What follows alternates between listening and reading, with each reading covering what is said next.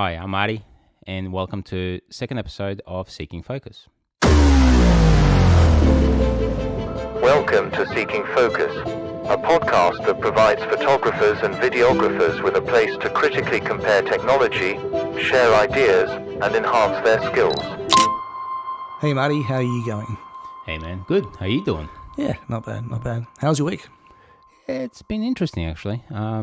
It's with Melbourne coming out of COVID now. It's all my jobs got cancelled, and look, the good thing about it is I actually got picked up a new client, and they wanted to do a couple of images on for the website. So they sent me a big box of clothes, and I was taking photos of that, and it was managed to get by. So yeah, how was your week, man? Same as you, pretty much. Didn't really do much. Had to lose a lot of the clients and postpone them. Still waiting for them to rebook. Obviously, we couldn't do anything during lockdown. My studio was closed as well. The building, the building was basically in complete lockdown. We weren't allowed in there, so couldn't really get into the studio to do any work. So I spent most of my time at home working or experimenting, I should say, with equipment that I had purchased over the years, which I'd never actually gotten around to using, because generally you needed a physics degree or something to actually figure it out. Sometimes it is like that, actually. Yeah. I feel totally. Yeah. So basically, like computerized arms and sliders and programming them to do different motions and so it's not like a typical slider where you just push it along and the camera moves. It's like you got to sit there and program the damn thing. So can you program it with your smartphone and all that sort of No, stuff? it's actually got its own remote. I use the iFootage Shark slider, which is probably one of the better ones out there.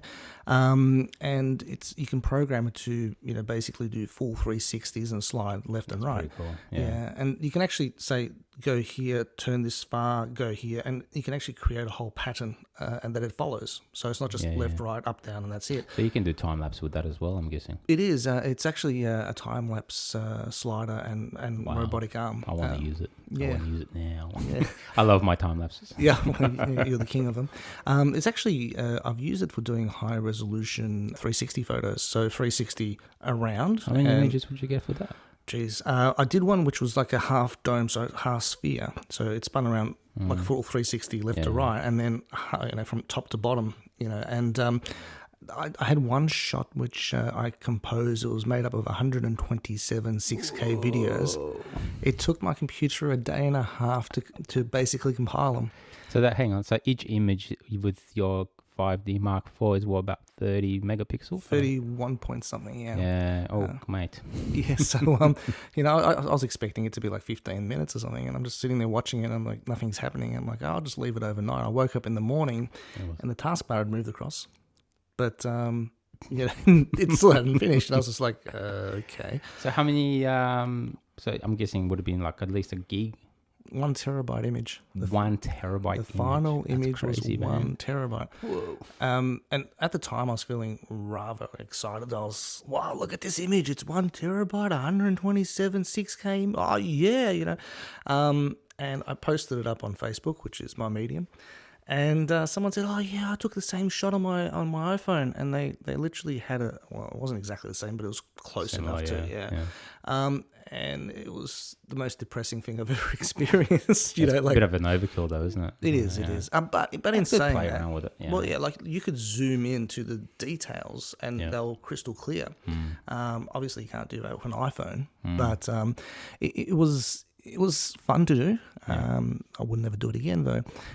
For the amount At least you know how to use it now, right? So, I'm very proficient at it, and I'll put it back in the cupboard and use it again in about 2 years' time when I don't remember how to use it. That's a scary thing, unfortunately. The amount of gear that we've got, sometimes you just don't know what's what to use for.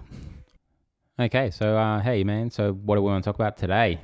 Well, this is one that's a topic that's really irritated me for a very, very long time. People always talk about it, and the debate's always one-sided. Mirrorless or not mirrorless? Interesting topic. Yeah, so there's a lot of people out there who are just basically swearing by mirrorless cameras, and they're saying this is the type of system that you should be running with, be it for photography or videography, because you can actually use these cameras for both things basically. there's this debate out there: which is better? Which one should you get? And I actually wanted to look at a few of the points, and I personally feel there's a lot of myths in this which aren't accurate. True. And I wanted to delve a little bit deeper into it. So Actually, both of us own mirrorless and mirrored, right? we do Yeah, actually. because Yeah, you got the Black Magic. That's mirrorless, right? In a way. yeah, Is that mirrorless? Actually, yeah, it would because be, it's yeah. a video camera, right? Yeah, so so it's not actually There's no dome in it. Yeah, interesting. there's there no you go. eyepiece. So Well, I definitely have a. But hang on, then you got the other camera as well, don't you? With this, which is mirrorless. I can't remember. Which. I've got several Black Magics. Yeah. The micro, the 6K ones. I've got a couple of. So that's all DSLR. classified. I mean, iPhone's classified as a mirrorless camera. It is. There's no mirror, and Yeah, I guess correct. fundamentally we've got to explain to people what is a mirrorless camera. Right, well, why don't you tell us what's a DSLR, and what's a mirrorless then? Okay, so DSLR, the terminology is a digital single lens reflex. I don't normally remember that, so it's a miracle I actually remembered it today. It's based on a digital version of the old SLR cameras, which what it means is basically the image comes through the lens and reflects onto a little mirror, bounces into this little dome at the top of the camera, and then you see the image with your eyepiece. Yeah, that's right. So it's a live image. When you take a photo, that mirror flicks up, and the image, instead of going to your eye, goes onto the little sensor and gets recorded. Yep, and gets recorded to a full, obviously, megapixel of the camera exactly. itself. Yeah. So, I mean, the original SLRs basically had the film back there, and the mirror would go up, and the light would project onto the film, and you would record your image that way. So celluloid back in those days. Mirrorless, on the other hand, is basically a camera that has no mirror. So the light basically goes straight in. There's no mirror system. To the It's sensor itself. straight to the sensor itself. So how do we see it? Because obviously you still see it in an eyepiece, right? So Well, how do you see yeah. it? So the difference is with a mirrorless camera, the actual image you're seeing is a digital image. So there's a little like a computer screen in the eyepiece. So it's not an actual optical visual. It's a digital visual. So there's all these debates about which is better and all that, but that's fundamentally the difference. I'm talking about it like I don't know anything about it, but it's kind of funny though, isn't it? I mean, look, it's we need to obviously tell our listeners and assume that some people obviously don't know much about mirrorless and digital mirrored. Yeah, and the mirrored cameras have been around for a very, very long time. I mean, I think one of the first cameras I learnt on the KR10, the Ricoh KR10, was an SLR. I had the mirror and the prism in there. So, they've been around for at least 30, 40 years, if not longer. That's for, as long as I know. But, Well, as long as film's been around, pretty much. I mean, they've I'm pretty sure it was about 60s or 50s even, wasn't it, that they actually introduced that mirror. I don't actually know. We probably need to pop that into the notes. Yeah, one of the things. We'll come back to it at a later stage. Let's try it out. But I actually own a number of mirrorless cameras. Actually, the only camera that I do own is my with the mirror is my Canon 5D Mark III, which is I had now for about 9 years, and all the other ones that I do have is my Sony A7 III, A7S III, A7 A6400 and A5000, which I probably mentioned in the last episode. But I'm a firm believer of a mirrorless, and you're kind of firm believer of mirrored, right? Or am I sort of? Look, I see the benefits of both. I think both cameras have a lot of benefits, and that's one of the things that I actually wanted to talk about, because a lot of people are quick to say, "Oh, DSLRs, they're dead. Don't worry about them. They're old, ancient technology." Yeah. The technology in the mirrorless cameras is highly advanced by comparison. Yes, no doubt about it. But should we be throwing out our DSLRs at this stage? I don't think so. No, I totally agree. And then there's a lot of reasons. I mean, we'll go through each one of those shortly. But look, we'll have a look at the mirrorless first of all, right? And I mean, some of the benefits of a mirrorless camera, first of all, everyone says it, it's smaller. Yeah, it is. Definitely is smaller. Yeah, it's like having a matchbox, compared to a shoebox. Well, it's funny because I've got bigger hands, and just like yourself, we're both kind of fairly big guys, and I actually prefer, when I'm holding my camera, I prefer that sort of firm grip and actually feel that I'm actually holding a weight to it. When I'm holding my mirrorless Sony, it feels a bit, my little pinky on the bottom flies away on me, you know what I mean? Yeah. So from a grip perspective, I definitely prefer DSLR. You know what I mean? Sorry, and you also run the Sony. The Sony has a very square box to it, so It does, it's yeah. not contoured like Canon typically has all the contours. So it feels like it's a snug hold, but it is a larger, bigger camera. So Definitely is, yeah. and so if you've got big hands or medium-sized hands, a small mirrorless camera can be a little bit of a pain. I know personally when I pick them up, and I don't have overly huge hands, but they're not small either. Yes, It's all big. But I find that then it's cute to hold a camera. I hold up other people's cameras and I go, look how cute it is. But it's true, I do it actually. A lot of people out there who know me are probably sitting there going, yeah, he did that to my camera. But it doesn't feel comfortable in my hand. I agree.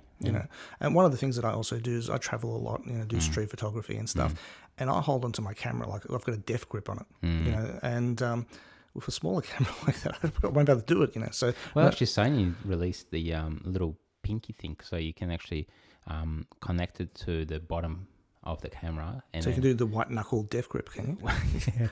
Well, your pinky doesn't run away on you because the cameras are so small, and the pinky normally sort of runs away on you. So you have to hold them really, I'm showing it, but it doesn't work unless you've got video. So yeah, that's right. He's showing us this. Anyway. It makes sense when I'm looking at it. And then, we've got that problem. So I consider it a problem personally, the size of it, but other people, especially females who might have smaller hands, will probably find a lot. I've got friends, who do have a mirrorless camera. And they love it because it's so small, and that's fair enough. Yeah. But the question is, obviously, we probably will talk about it, but the weight of them. Yeah, well, that was actually my next point. The weight feature is one of the big things, the selling points for mirrorless cameras, and I personally don't agree with this. Now, I will get into this a little bit later on, but people will tell you that a mirrorless camera is lighter, and I can guarantee you it's not. In fact, sometimes it's even heavier than a DSLR. Yeah. Which is hard to fathom, but I'll explain later my logic behind it.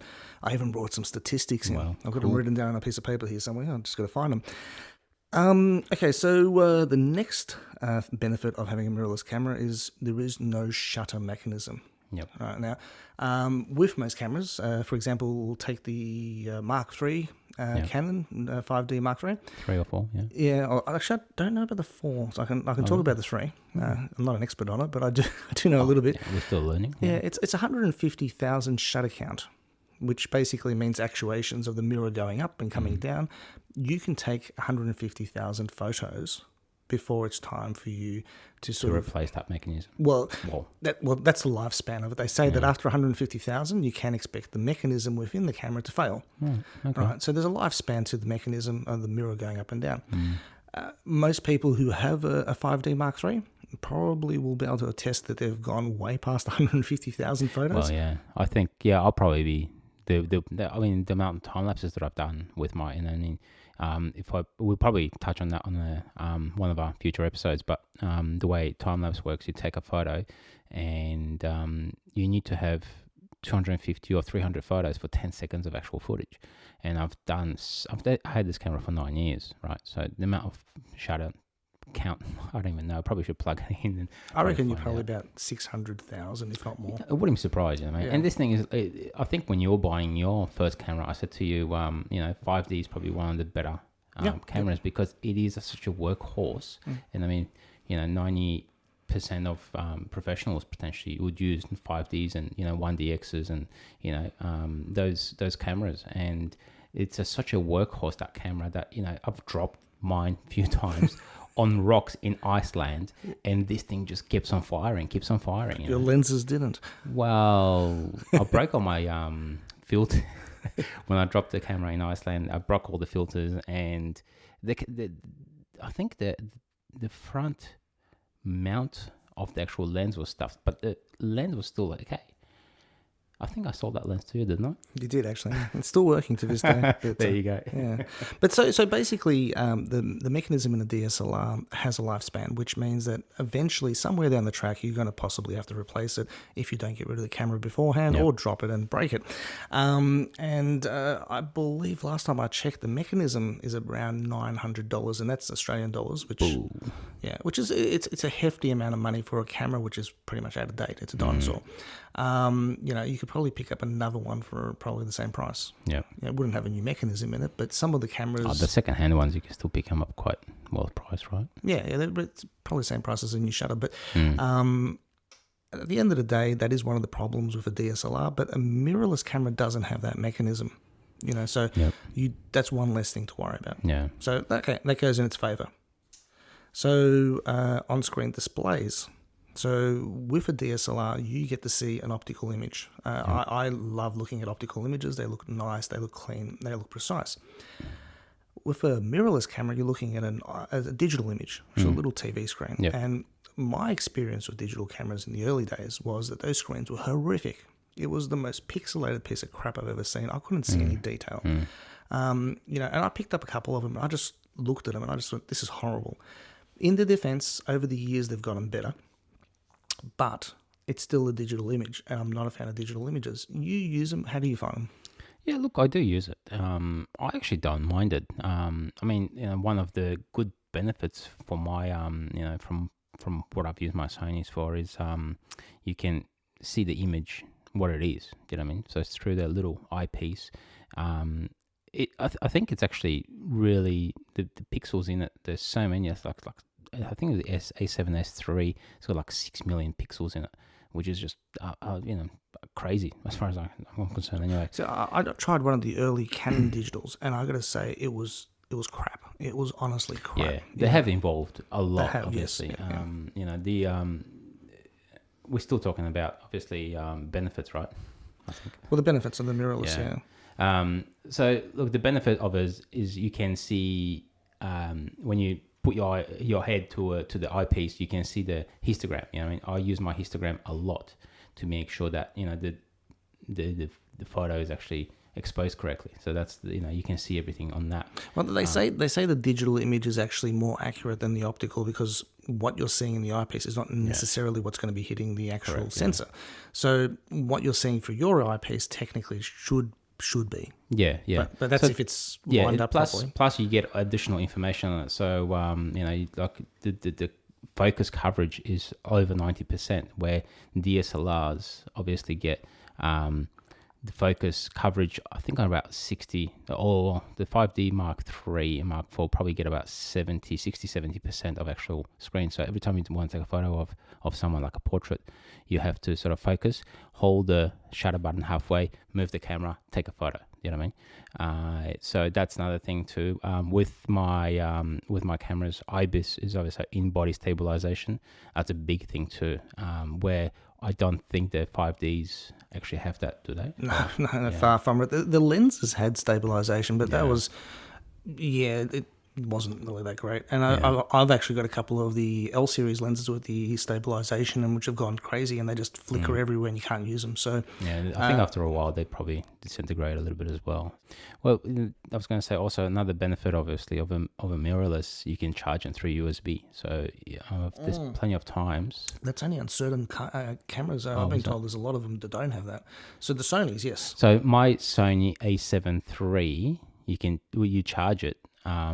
But the thing is, when you're running it full, like all the time recording, whatever else, the battery will still drain. Where the A7S III, the video version, you can run this thing for 3, 4, 5 hours recording. In past, I've recorded conferences where they went for 3 hours, and all I did was I had a big power bank, plug it straight into the camera, and keep going and keep recording and keep recording. So that's a huge benefit, and a lot of DSLRs don't actually have that, right? No, look, you can run the additional battery packs on the bottom of them, and you get a lot more power out of them, but they don't have the continuous power. I mean, you can get dummy batteries, and you can look. Right. I mean, there are ways around it.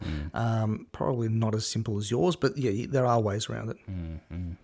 From my other perspective is obviously the EV, the histogram, the digital image. So before I'm actually take the actual photo, I can actually see what the photo is going to be like. And so from that perspective, mirrorless is definitely the way to go. But when I actually take a lot of landscape images, I actually use the back of the screen as well itself, because I don't want to be able to sit there and squint and do whatever else as well. So So it's a benefit, but it's also a way, you can get away with that too. Yeah, but in the defense of DSLRs, they also have a digital screen. But we'll get into that a little bit later on when we're talking about the cons of mirrorless. But one of the things that I actually did want to mention, which is in favor of the mirrorless camera, is the lack of mechanism noise. Yeah, you can, If so, you put on to total silence, Yeah. it's going to be total silent. Yeah, well, with a DSLR though, unfortunately, the whole shutter going up and down makes a lot of noise. Now, a lot of people probably think, "Well, what's the big deal?" There's no big deal. It's just the camera that's expected. But I've been asked a number of times by clients if I can shoot silently because it's a theatre play or something, and its ambience is really important. They don't just want to hear this in the background non-stop, which is what I sound like when I'm taking photos. So there is the advantage of the mirrorless not having that noise there because of the mechanism being completely different. Yeah, no, definitely. I think that definitely helps. Yeah. So moving right along, let's have a look at the benefits of a DSLR. Well, actually, I should say the cons of a mirrorless as opposed to the benefits of it. It might just be easier that way. Card slots, big thing for me. Okay, now early digital cameras, when I say digital, I mean the mirrorless ones, only had one card slot. Now, as a professional, I don't know about you, but I don't want to go to a venue and use my camera with only one card. A wedding, for example. If something happens to that card, and cards are known to fail, especially cheaper ones, you shot someone's wedding, you go home, you put the card into your computer, and it's dead. Or you accidentally somehow erase it, or you misplace it. If you're using one of the cameras that only has a single card reader in it or card slot, you're stuffed. Yeah. All the pro grade bodies though should have a dual. But they don't. No, the early Canons, I was at a conference where the Canon was, they had a representative there talking about the camera, and someone raised their hand up and said, well, where do I get the security from? There's only one card slot on the camera. And they were like, oh yeah, but it transmits images so you can connect it up to your phone and save your images on your phone at the same time. I'm just like, you know what? I don't need the extra trouble. I just want to be able to press the button and just have everything recorded. Right to both cards, obviously, at once. Yeah. And look, that was a big factor. Now, a lot of the professional cameras now that are coming out, the R5, the R6, which are Canons as well, and you'll always notice I'm talking about Canons because I have no idea about Sony's, so I'll leave that one to you. Yeah. They are actually coming out with dual card slots now. So that's taken its time, but it's got them there. Yep. So, okay, kudos to that. But the earlier cameras, especially if you're buying second-hand mirrorless, there's a very good chance you're only going to get one slot in there, which I don't recommend. It's worthwhile looking at that. I think it's when you decide to later on move on to more professional shoots, pro weddings. If one of your mates asks you for to shoot a wedding or whatever else, it's definitely good security to have. Yeah, with the dual cards. Yeah. Definitely, 100%. All right. So one of the biggest issues that I believe mirrorless cameras and moving on to mirrorless cameras is the requirement to change your lenses. So with a Canon, which is my thing, I've got every single one of the EF lenses that ever existed. If I was to move across now to digital, I would have to change every single one of those lenses to an RF lens, purely because they don't work with each other. You do get, obviously, converters. The converters, but what we've learned from experience is that converters don't really work as well as they should. Yeah, well, I found that on Sony's anyway, because I had a Metabones converter from EF, because obviously coming from the Canon infrastructure as well, I purchased a mirror or converter from EF to F or E for Sony, and I found that the focus wasn't as quick and crisp as it should potentially, and I think for Canon pretty much the same thing, right? Well, look, I haven't used it before. I haven't used. I've got friends who are actually using the converter to use their old EF lenses on the new R5s and the R6s, and they say they work fine. But my experiences, I mean, I'm with my Blackmagic, so I'm using a variety of different lenses, including Canon lenses, and I have to use adapters. And every time I use an adapter, the image looks like crap. And so you can actually see it. I can see a huge difference between the two. And then some of the features don't work. The aperture doesn't work. Like it's you got to manually control it, or you got to. Is that because it's cheap, obviously. Some, yeah. Look, and the thing is, like, let's be honest. The expensive ones are damn expensive. Yeah, they are. You know, I like think their Metabones I paid about $500 for that. well, that's which cheap. is just, wow. Yeah, it's just ridiculous though what you do. There's no glass in it. There's just a little converter. You know? Yeah, it's a little computer chip. So for Blackmagic, for example, if I was to get a Blackmagic adapter to be able to use EF lenses on it, I'd be looking at about $1,400. Oh, mate. That's a converter. It's like I might as well just go buy another lens. Yeah, that's right. You know, so and the thing is, sometimes the actual functions don't work. You know, so yeah. Anyway. It's frustrating though because I've been there, I've done that. I wanted to keep my EF glass to my Sony, and that's why I got the converter. And every time I put it on, the focus wasn't just crisp enough, quick enough, and when Sony has the feature obviously of eye tracking and other things, and that just wouldn't work properly as well. So I'm just like, you know what, suck it up, princess, and just buy a new lens. Exactly, and the thing is, you're buying this whole new, camera, so you can get better quality pictures, and you're going to use their lenses, but you're going to be using the old lenses, so it doesn't make sense. Why would you use the old technology with the new technology? Yeah, and it's almost like I can't afford it, so I'm just going to use the old stuff. Do you think they did that because the EF glass just is not quick enough, or I don't know? Why do you think they have changed it to the RF? Well, the RF glass is actually huge by comparison. They're much bigger. They are, aren't they? They are. They're massive. And their size obviously relates to their weight, which is that's right. One of those big issues that I had, which we'll talk about in a moment. But additionally, the RF lenses cost an arm and a leg. They even make the EF lenses. Give me some costs because I'm just trying to confirm. Okay, so a DSLR lens, the EF, the L series 70-200, you're looking at about 3,300 circa.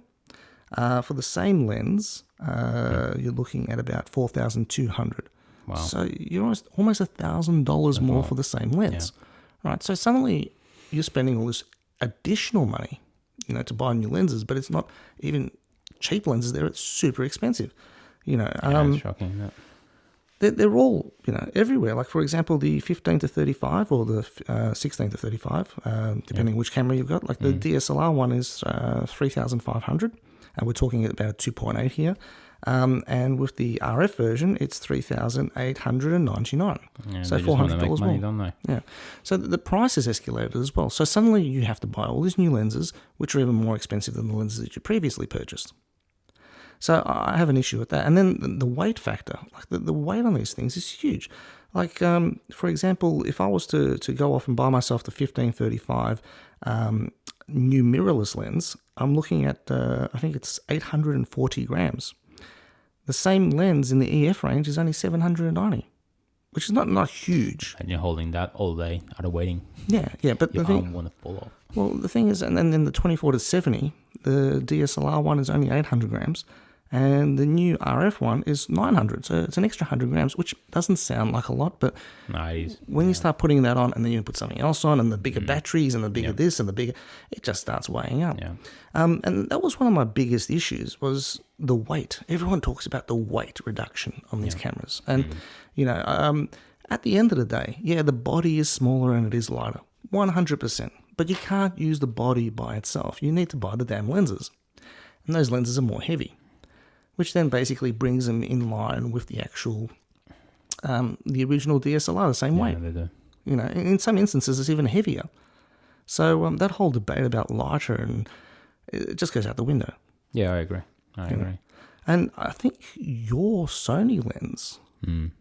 Yeah, they it's a funny one because the price on them is just astronomical as well, and the weight of it, like the what I'm trying to find my so my 70-200 2.8 OSS, so optical steady shot, that's at 1.5 kilo.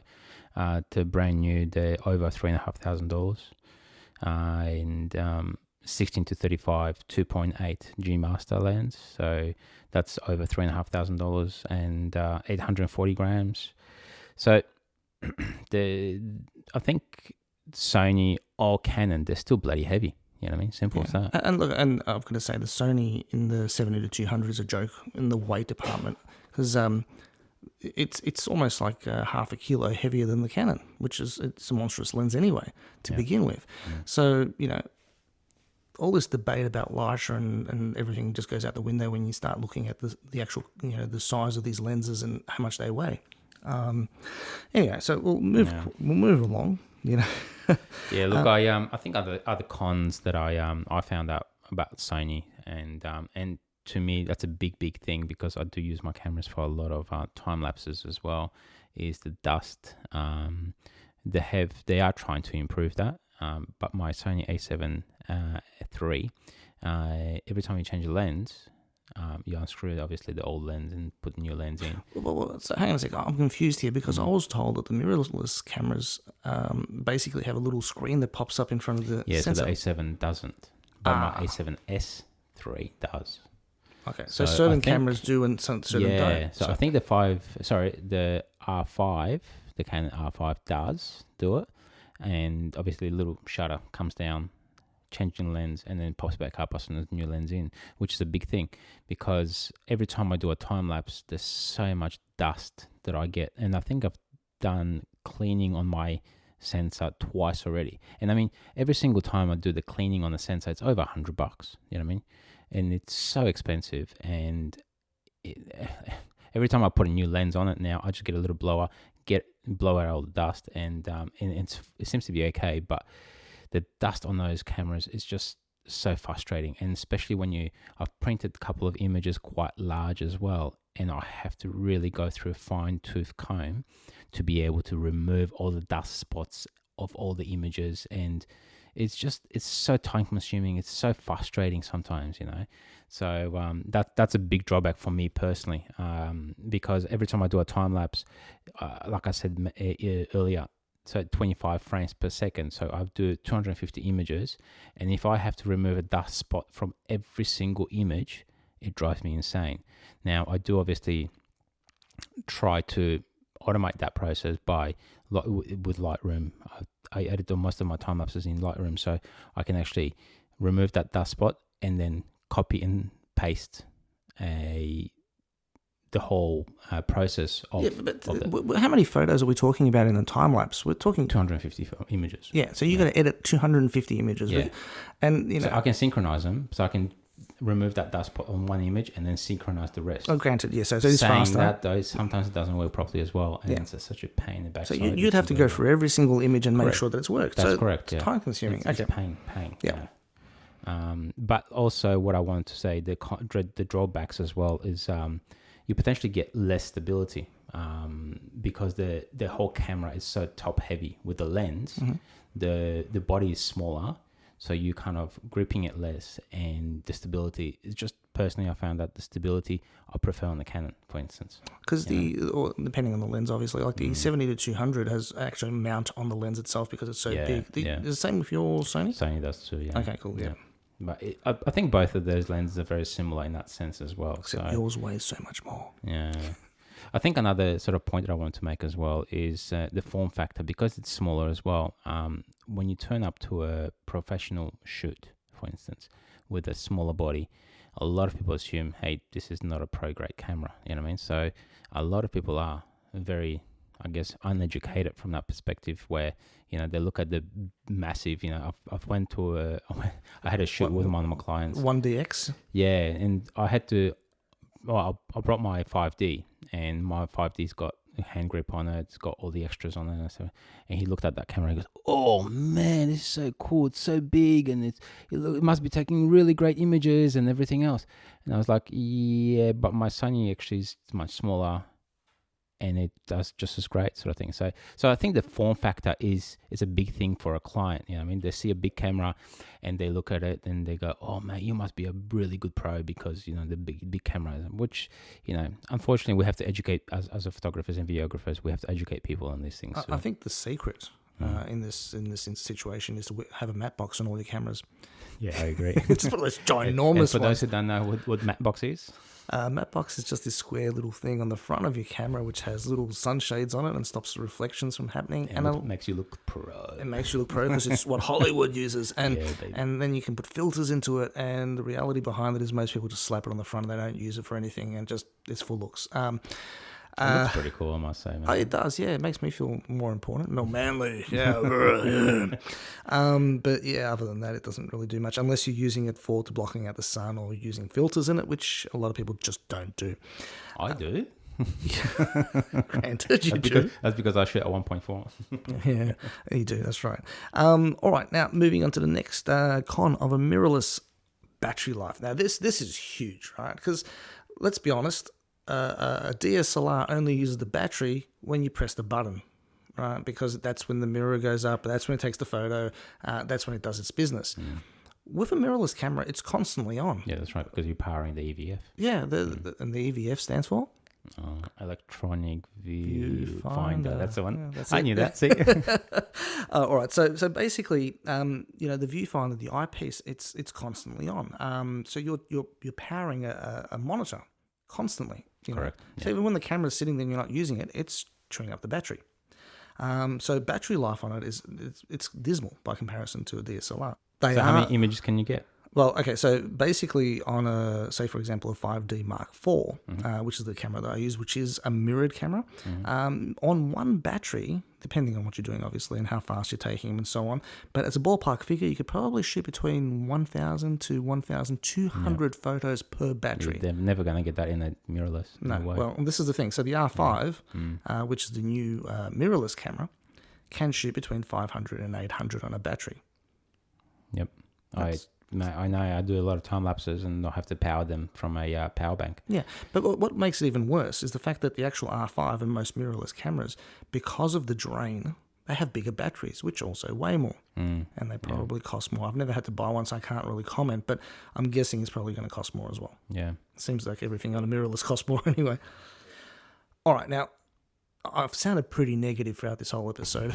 Just a little bit. Yeah, anyone who owns a mirrorless is like, I hate this guy. He's a tool.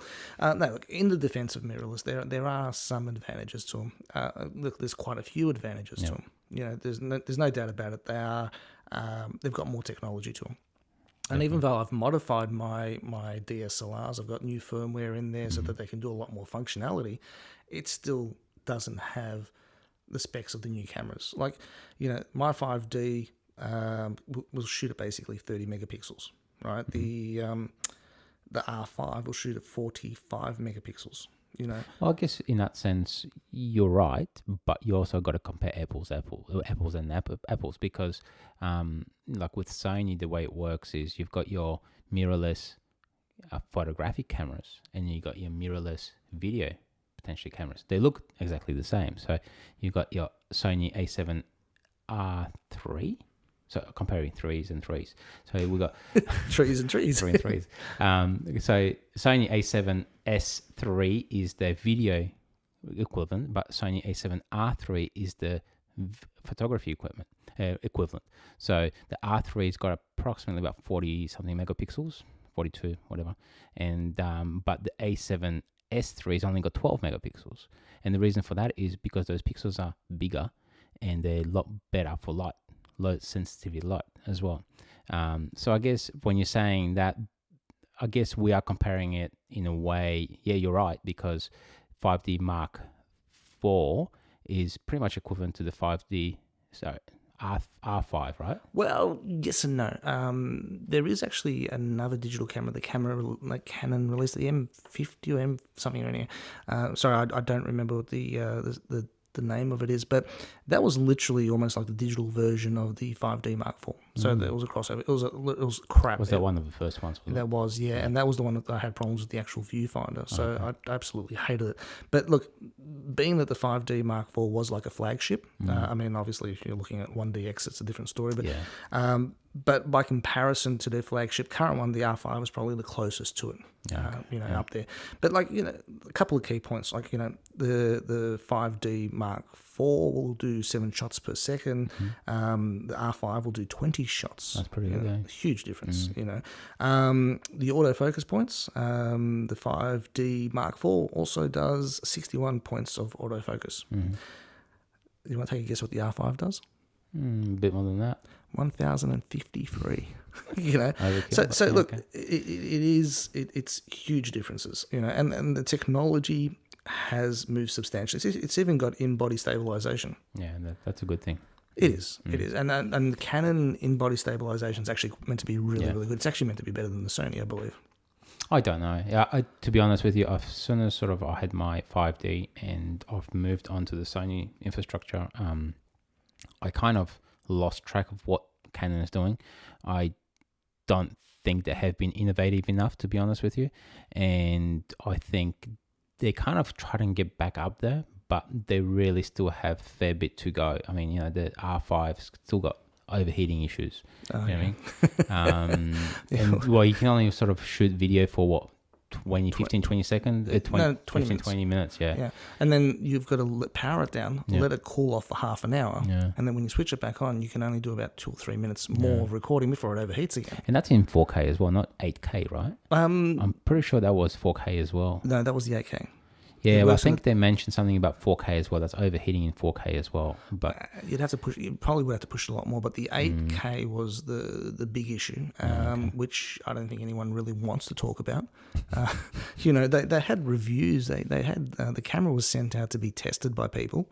Very famous people, I might add, who were driving around on quad bikes in the snow, and they're like, look, it's not overheating. The Canon ambassadors, so they have to say all good things about it, right? Well, yeah, look, but still, I mean, sending it out to a snow-capped mountain to be tested well.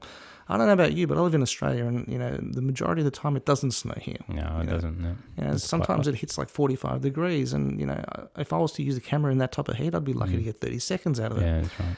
And one of the things, and look, Sony also did the same thing. They had overheating issues. It wasn't as rampant as the Canons.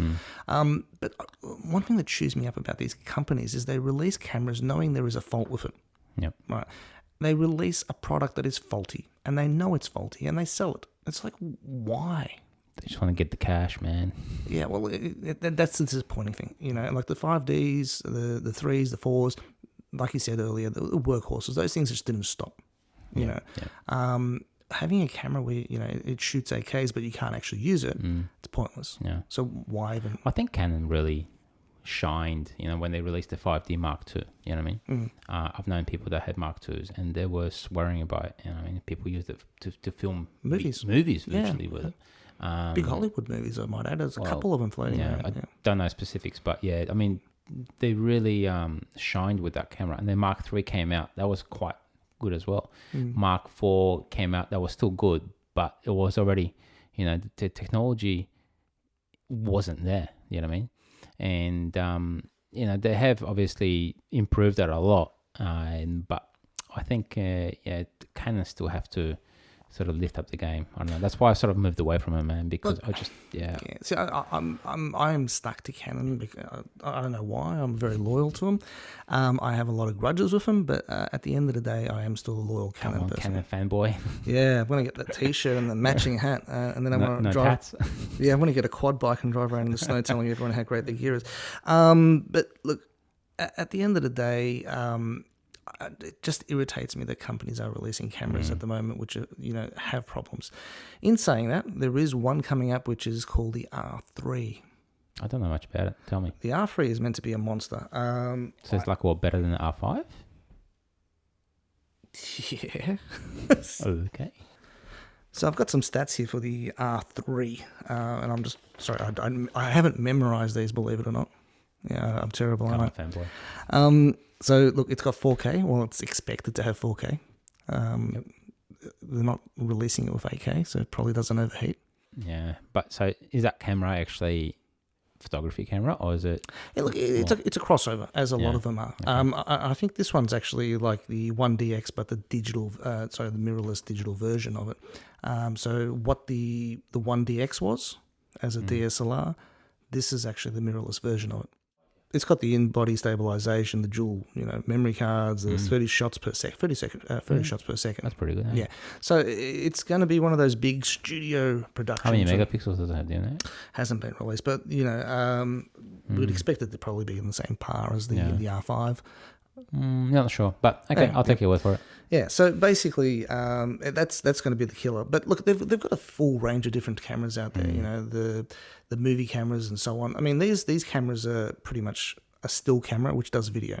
So they're not a dedicated video camera, but they can be used for that. Yeah, you yeah, know. yeah. And having a crossover camera is beneficial. Definitely. You know, if you're doing, you know, big commercial work and stuff, yeah, well, that's not going to cut it. Mm. But for your mainstream sort of person who dabbles in a bit of everything, they're a fantastic camera. Yeah. You know, hopefully they resolve the issue with the overheating. Once they've done that, I think it'll be. I think they already. I've heard someone saying about that they have did a bit of a hack or something, or there was a hack that someone did, and then they updated the firmware that got you extra 5 minutes or something rather. But yeah, I don't know. Look, I guess a lot of people probably won't be able to afford that camera anyway. So, saying that though, you know, if you are getting into that sort of space and you think you're gonna go all way in, it's probably worthwhile spending the extra cash too, right? So Ultimately, I think what it comes down to is that when it comes time to buy a new camera, you've got to consider a few factors. If it's your first camera and you don't have anything that you need to update or change over or sell, like for example, this is your first camera, then yeah, definitely consider going mirrorless. I think that's the way of the future. Technology's better. The parts will become available, and you know they'll continue being available for a very long time. For example, Canon has recently announced that their lenses for the mirrored cameras, they're not going to be producing them anymore. yeah, I think they they are dying off. Sorry, I'm just doing some quick searches here at the same time. So the R5, Canon EOS 5. So we're talking about Australian dollars here, 5,500 around there somewhere. That's dropped down. Originally, it was like $8,000 when it first came out. Yeah. So yeah, there's some places that sell for about $6, but I'm guessing they're probably not getting a lot of sales, so that's probably to drop it down. I find that obviously mirrorless is obviously the new technology, and that's what they try to sell you all that, you know. Yeah. And like I said, it is without a doubt. yeah. It is the way to go if you're starting fresh, or if you've found the limits of your camera and it's time to upgrade. Fair enough, it makes sense. Yeah. But if you've got a camera that's still producing high quality images, there is no reason to move across. You know, it's lighter. No, it's not. It's cheaper. No, it's not.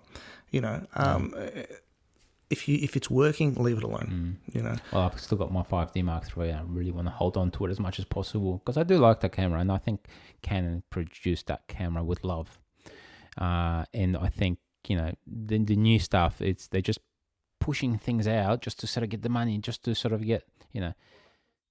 I think you got to know the camera as well. So even if you just buy something cheap, as long as you know the exposure triangle, as long as you know the composition, and I think if you know those things, you can still produce quite good images. You might not be able to print them out to a massive, you know, A1 or, you know, billboard sort of style print, but how often is it that you do that anyway? Yeah, I've the biggest probably I've personally printed something was probably about 2 meters. You know what I mean?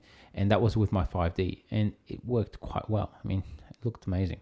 You know, so yeah, unless you start printing huge or whatever else, for you to get that knowledge of the exposure, of lighting, of time of day, things like simple things, photography things, then you can still learn all that in a cheap camera. And you can still have good results. Yeah, that's you the big definitely thing. can, You can have some good results. If you know how to use your camera and get the most out of it, you can still get some good results. If we're talking about a 50D, which was one of the first digital cameras I had, and you know you've got that, fair enough. Okay, it's time to move up. That's a camera that should be put in the bin. But if you've got something that's still current and has the ability to produce high quality images, I don't see the reason to move up. I agree. Yeah. Okay, so we're leaving there? That is it. Yeah, look, so you're going to run off to your mirrorless camera now and smile a lot. Give it a hug. My thing. Yeah, there you go. I must say you must be a bit of a Canon fanboy, but I do like my Sonys as well. I think. Sony. You know. I love Sony too. Don't get me wrong. It's just at the moment for me, I'm not ready to move up to the mirrorless. When the time comes, I think Blackmagic stuffed you up, to be honest with you, because they released the EF mount camera, right? And you go, oh yeah, man, it's worthwhile getting the cinema grade / awesome image in the EF component, right? Well, not really. I had those lenses sitting there anyway, so it's just that camera works with what I've got. I'm just trying to hang shit on you. No. Okay, look, Sony's okay. I'm not going to. Thanks, thanks everyone, and see you on the next episode. Take care. Stay safe.